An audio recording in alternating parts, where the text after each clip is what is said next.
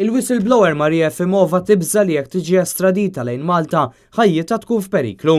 Iddikjara dan l-avukat Grik Alexandros Papasteriopoulos ma' Reuters li qed jirrappreżenta lil Efimova li tinsab taħt arrest f'ħabs ta' sigurtà massima fil-Greċja minħabba mandat ta' arrest maħruġ minn pajjiżna.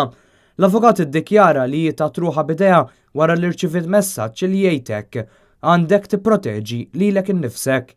Efimova kienet taħdem mal-Pilatus Bank meta kienet qalet lill-ġurnalista Daphne Caruana Galizia li rad dokumenti li jikkonfermaw li l-kumpanija E-Grant hija ta' Michelle Muscat, il-mara tal-Prim Ministru Joseph Muscat. Il-ġurnalista li f'Ottubru nqatlet b'karozza bomba kienet allegat ukoll li fil-kumpanija E-Grant daħlu mal $1 miljun mill-Azerbajġan. L-avukat tagħha Papasteriopoulos iddikjara li qaltlu li f'Malta qatt ma jista' jkollha smigħ xieraq u tibża l-ħajjitha. Id-dikjarazzjoni tiegħu tibni fuq dikjarazzjoni simili li għamlet l-MP Soċjalista Ana Gomes fl-aħħar jiem fejn appellat lill-Prim Ministru Tsipras sabiex jagħti protezzjoni lil Efimova.